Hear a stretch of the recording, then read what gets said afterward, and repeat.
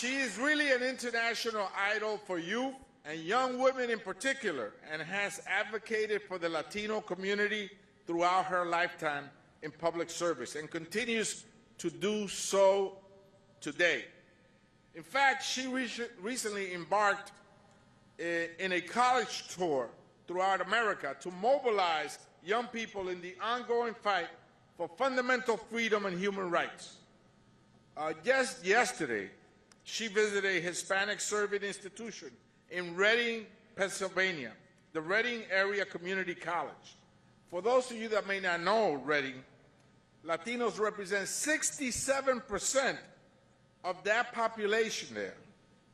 And I am sure they appreciate not only her presence, but her message. So please, she's been a champion of Latino and small business owners, including entrepreneurs from food, clothing, and environmental science. Please help me welcome, with a great round of applause, the Vice President of the United States of America, Kamala Harris.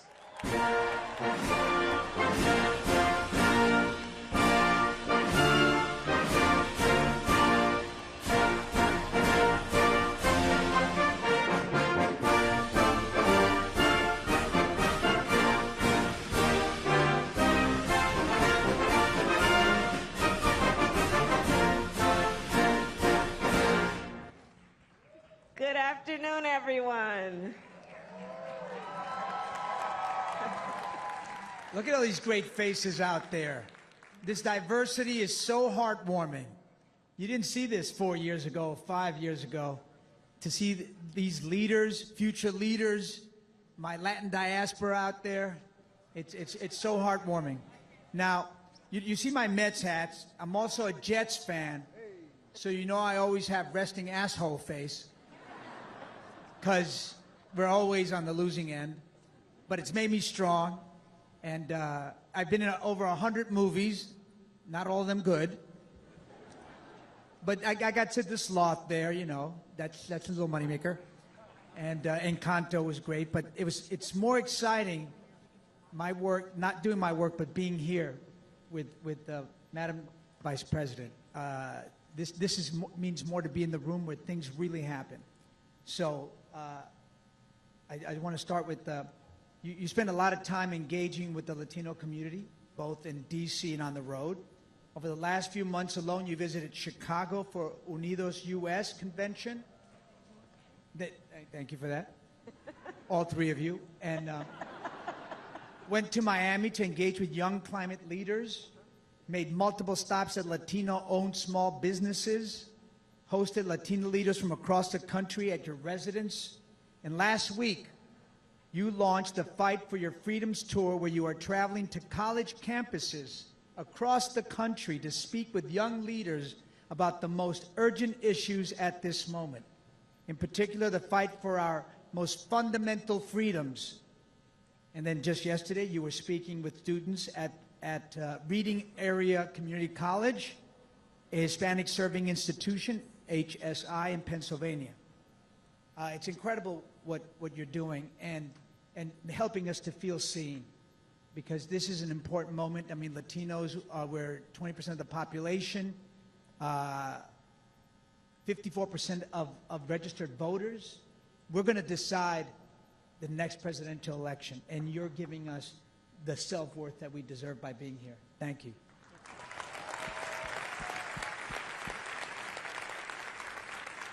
What are you seeing and hearing from the American people? Well, first, let me say it's an honor to be with you, John. Yeah, we were talking backstage, but I know everyone has applauded him. But what you have been doing, in particular with your most recent project around traveling the country to remind people of the history of Latinos in the United States, the present, understanding how we all stand on the shoulders of great Latino leaders, and how it is so much a part of who we are as a nation. So I just want to congratulate you for the way you use your artistry and your voice. So I've embarked on this college tour, and I know that everyone here knows in CHCI with what you're doing with the interns here, with the fellowship program, which you've been doing for years, bringing up and lifting up our young leaders. And I just decided I wanted to get out of DC and get on the road and be with our young leaders where they are. And so I decided to do a college tour, which I started about 2 weeks now, and then yesterday, the most recent one in Reading, Pennsylvania. And I just want to say there are a lot of leaders who are in this room, many of whom have been here working in Washington, D.C., toiling in Washington, D.C., to make sure that we propose and pass public policies that are relevant to all people, that give dignity to all people, that understand who the people of our country are, and celebrate our diversity in a way that hopefully is a step toward understanding what we should celebrate in terms of unity. That being said, there are lots of challenges that we're facing right now as a country. And when I meet with our young leaders, and they're all over, and I'm going to give a particular shout out to the Gen Z. I knew I'd get that response. They're brilliant. They are practical. They are engaged. They care deeply, but they also aren't going to let us waste any time with what needs to happen in our country. And so I decided to travel the country meeting with our young leaders, among many. We have youngish leaders. We have leaders who consider themselves young. We have leaders of all types, right? But in particular, most recently on the college tour, I'm meeting with our young leaders. And, you know, it's important for us to realize that for so many of them, in their lifetime, they've only known the climate crisis. In their lifetime, I've been asking actually on the college tour for a raise of hands. How many of them, from kindergarten through high school, ever had to have, at school on the first day of school, participated in an active shooter drill? First day of school, where they learned the name of their teacher, they learned where their bathroom is, and they learned how to hide quietly if there's an active shooter. You would be shocked at the number of hands that go up, the majority of the students. In their lifetime, they have witnessed the highest court in our land, the United States Supreme Court, take a constitutional right from the people of America, from the women of America, such that they will know fewer rights than their mothers and grandmothers. When I look at who our young leaders are, they are so clear about what is at stake, and they are prepared to demand change in a way that always has been a guiding force and an inspiration for the rest of us. So that's what I'm seeing in our country. And, you know, as I travel, I think everyone here knows we are also witnessing what I believe to be an intentional, full-on attack against hard-fought, hard-won freedoms and rights.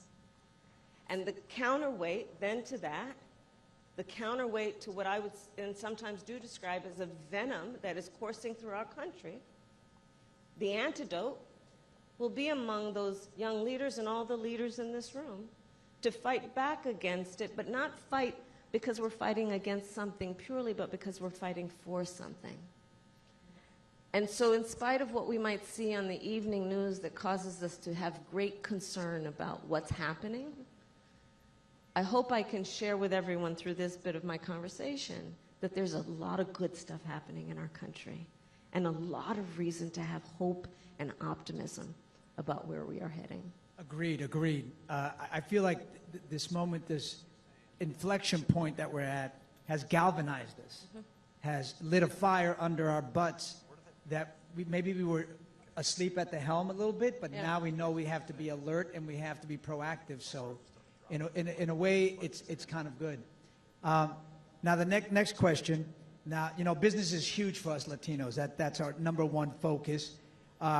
We contribute $2.8 trillion to the GDP annually. Yep.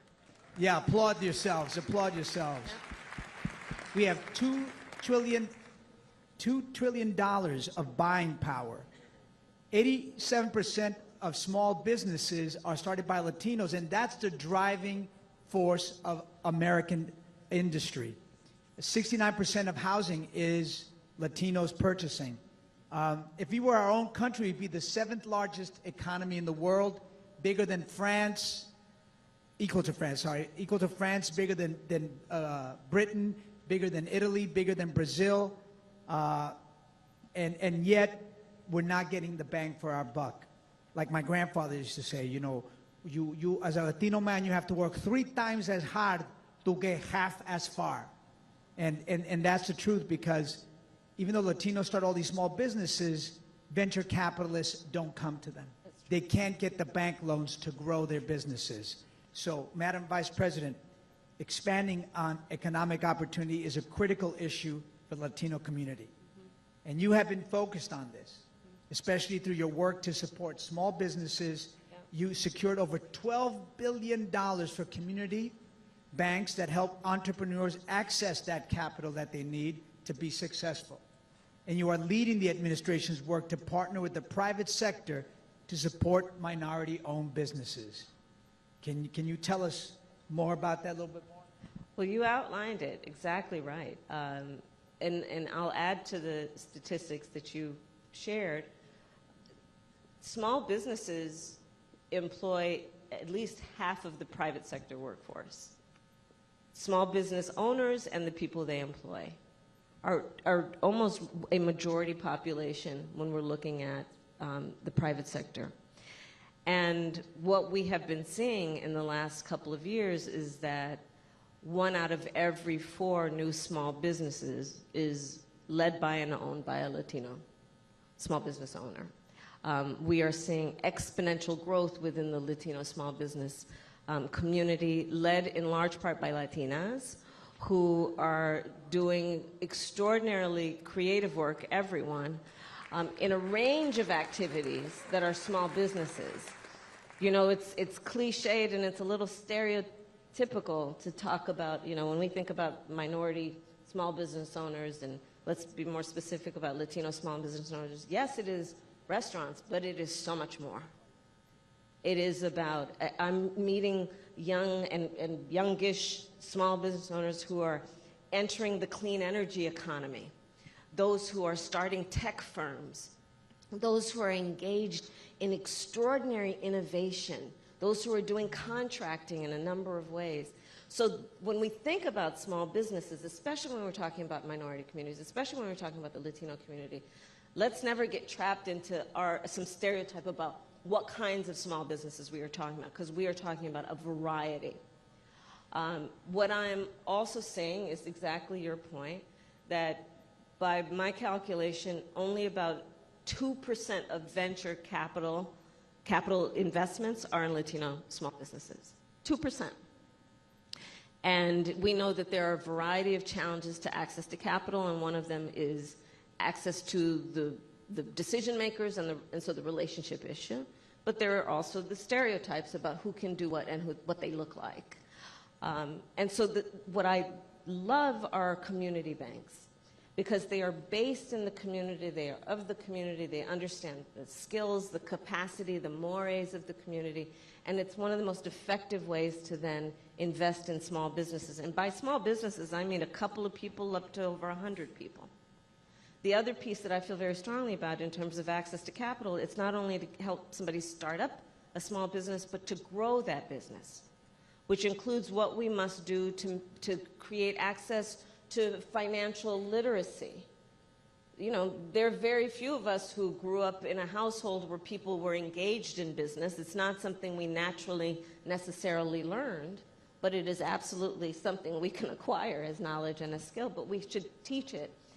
And what I'm seeing as an extension of all this work is a thriving community of business leaders who are not only leaders in business, but civic leaders, community leaders, mentors, hiring locally. And so when you think about the residual impact, it impacts our entire economy. But I want to make one critical point, again, and it's about how we think about access to capital, especially when it comes to minority communities, and specifically here about Latino communities. It's not only about making sure people have a job. It's about creating opportunity to acquire and grow wealth. And that's very important. That's very important. It's about understanding the ambitions and aspirations of a community. And yeah, everyone wants to be able to have a job that allows them to pay the bills and get through the month, feed their children. But doing that is not enough to meet the needs and the aspirations and the ambitions of the people. And so that's how I think about it when I think about the work that we are doing and need to still do to create opportunities for people to grow their wealth and to create then a stronger economy for the benefit of all of us. So that's how I think about the work, and I'm very excited about it because we are seeing progress. One of the things that President Biden and I have done intentionally and very early on, we've made clear that we were going to increase by 50% federal contracts for minority-owned businesses. Very important. Woo. Yeah. Because think about federal contracts and then combine that. There are a lot of folks who are here in D.C. and you're familiar with the titles of all these bills. I'm always reluctant to talk about these titles, but anyway, IRA, bipartisan inflation, or Infrastructure Act, right? So on clean energy economy and climate alone, by my calculation, we are investing $1 trillion over probably the next 10 years that will hit the streets of America. Manufacturing jobs, clean energy jobs, tech jobs, federal contracts that are going to be associated with that. And when somebody gets and qualifies for a federal contract, talk about the opportunity to not only contribute to the strength and the building of our country and our economy, but their personal ability and for their family to create wealth and intergenerational wealth. So we are absolutely focused on a number of things, including by 50%, federal contracts to minority-owned businesses, understanding that because of the other accomplishments we've achieved through things like the Inflation Reduction Act and the bipartisan infrastructure bill, those are going to be about all of the new jobs that are about construction and manufacturing. And I'll just add as a specific point to reinforce that. Over 70% of manufacturing companies in the United States employ 20 or fewer people. They're small businesses. So when we talked about the fact that we've now created, which we have as our administration, over 800,000 new manufacturing jobs. When we're out there showing about shovel in the ground and these construction jobs and these infrastructure projects starting, see the math on that. This can be a very critical moment. And part of what I would ask all of the leaders here to do is help us get the word out to all of these businesses to help them know that they have the right to apply for and qualify for federal contracts to do this work. Well, thank you for the work you're doing, because my grandfather would thank you, because that was the difficulty for Latinos is, though we're greatly entrepreneurial, we're not getting to that next level and creating that generational wealth that we deserve, being that we give so much to the country and we're not getting it back. Now, Madam Vice President, you often talk about how attacks on our fundamental rights and freedoms are connected. This makes me think about recent attacks on teaching our full true history. Not a fiction, the attacks on critical race theory, book banning, and Plato said, he who controls the storytelling controls the state. And only 5% of children's books have Latino faces. You're more likely to see an animal, a dog or a cat, than a Latin boy or girl's face on a children's book, yet we're 30% of the United States public schools, the students of. Arizona has banned Latin history for the last 10 years, and it's 30% Latino. Texas is 40% Latino, and teachers are only allowed to teach Latin history one day a year. Now, talk to us about how you see... Don't forget Florida. Oh, yeah. I try to forget it, but nobody lets me. I just like the 305. That's it. Talk to us about how you see this issue in the moment we're in. Attacks on fundamental freedoms, including the right of our children and our nation to learn America's full history. And look, the reality of it is that some of it may be difficult for some people to hear, but to gloss over it and to deny it is to deny fact and to then forever be guided by falsehood, which is never productive, right? So that is about teaching America's full history in terms of legal discrimination against populations of people, including Latinos, especially when they were recent immigrants. It means teaching America's full history about who were the leaders, who were the icons, who were the ones who led movements. You know, my aunt Mary was actually, so I grew up in the Bay Area and in California. Bay Area. Represent. And she was one of the founders of, at San Francisco State, the Black Studies Department, and then worked with her colleagues the year later to create one of the first in the country. It was then called Chicano Studies Department. And the Chicano Studies Department at San Francisco State, you should actually see the history on that, because it was, and they've since renamed it Latino Studies, but early on, that, you know, and I'm a Californian, so this was, how, you know, early on how we... But we grew up, I grew up with a full accounting of the contributions. And to your point, I look now at what's happening, where there's supposed to be progress, and instead these extremist so-called leaders are trying to take us back. They're trying to erase America's history, both the good and the bad parts. They're trying to suggest to our children that diversity is somehow not laudable, when we know diversity is our strength. Our unity is our power. Look what they're doing, extremist so-called leaders who are daring to suggest that studying and prioritizing diversity, equity, and inclusion is somehow a bad thing. They're literally trying to change the characterization of an effort to pay attention to who's not in the room and understand that when we have a full representation of who the people are, the decisions, the discourse, the dialogue that occurs in that room will be so much richer for the betterment of everyone. They're saying that we should not teach equity and prioritize equity. So that would overlook and deny the fact that, hey, yeah, we want everyone to have an equal amount or access to equal, but not everyone starts out on the same base.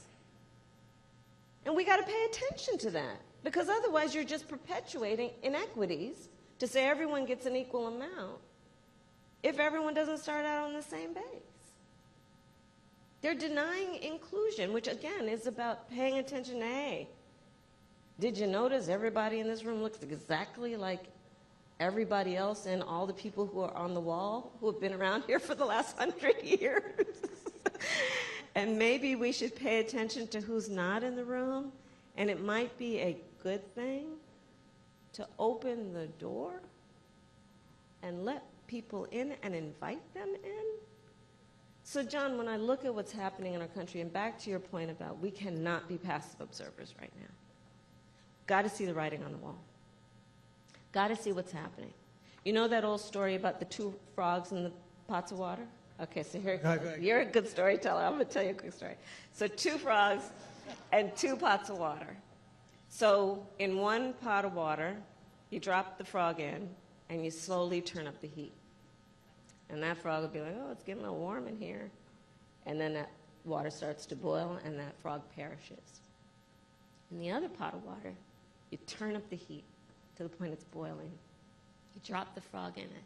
It'll jump right out. Let's not be that first frog. Let's not be that first frog. I don't want to be that first frog. I'm jumping out.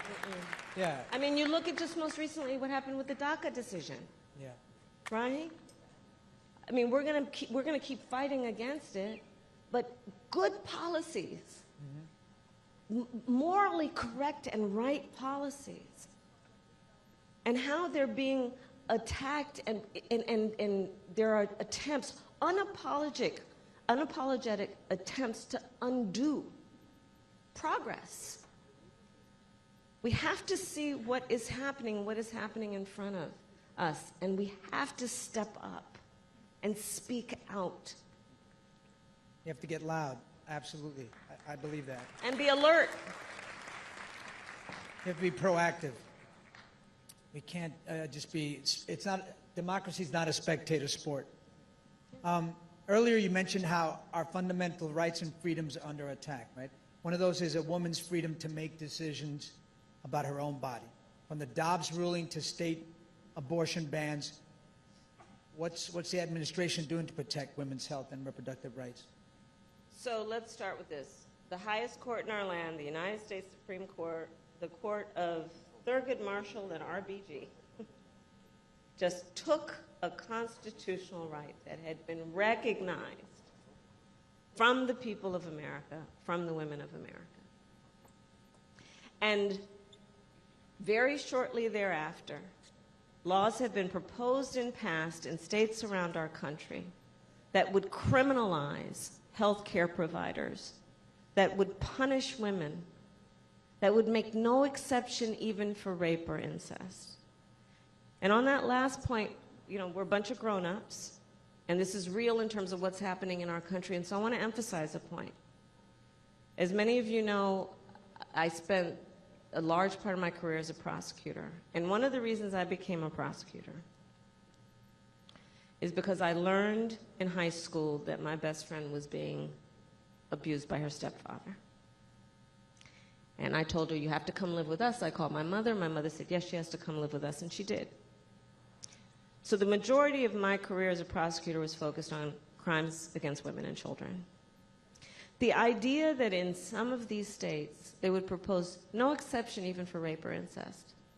So they're basically saying, after an individual has survived a crime of violence to their body, a violation to their body, that the government would tell her, and you have no choice about what happens to your body next.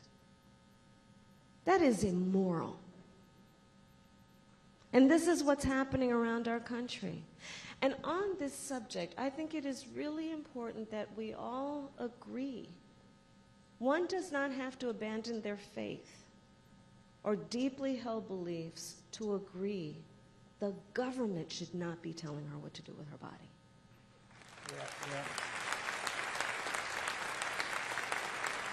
If she chooses, she will consult her priest, her pastor, her rabbi, but the government is not in a better position to tell her what is in her best interest than she is to know. And so when I think about this issue, John, you know, this is not just some intellectual academic issue, because right now in our country, there are countless people, many of whom I have met, who are silently suffering. And what we also know, by the way, the majority of Latinos agree that the government should not be making this decision, right? And so, look, elections matter. Local elections matter, because if you're in a jurisdiction where that is criminalized healthcare providers, who is your local prosecutor matters. If you are in a state that is proposing and passing some of these outrageous laws, obviously who your state legislators matter, your AG, your governor. And then, of course, it matters who is president of the United States, because Joe Biden has been very clear that when the United States Congress puts back in law the protections of Roe v. Wade, he will sign that bill. Elections matter. Absolutely. It's so true. We Democrats have been a little bit asleep on the legislative fights and the small elections. We've let that pass, but I think we're woke now, and we're understanding the importance of winning these smaller elections that have huge effects in states. Now, Madam Vice President, thank you so much. we're facing so many challenges and have a lot of work to do. Now, what gives you optimism for the work ahead? I'll go back to where I started, our young leaders. They really do, and all of us. We wouldn't, all of us, be here in this room together if we weren't invested in the present and the future of our country. You know, there's so much that is about about the fight for freedom and liberty and justice and equality that is just about our true faith and belief in the principles upon which our country was founded. These are foundational principles, that we will be a nation that values freedom and liberty. And when I say freedom, that includes the freedom to just be. Free of hate, free of fear, free to thrive, to be, to have ambition. And what gives me optimism is that I think most people agree that it's worth fighting for these things because we love our country. We love our country, and it's worth fighting for. And I think most people do believe that. And although we might be seeing some full-on and loud attacks on these freedoms and by extension on our democracy, I do believe the people are prepared and will always be prepared to stand up in defense of what is right and what is good and what we believe ourselves to be as the United States of America. Awesome. Thank you. Thank you for that. Thank you. Thank you. What a pleasure. Awesome.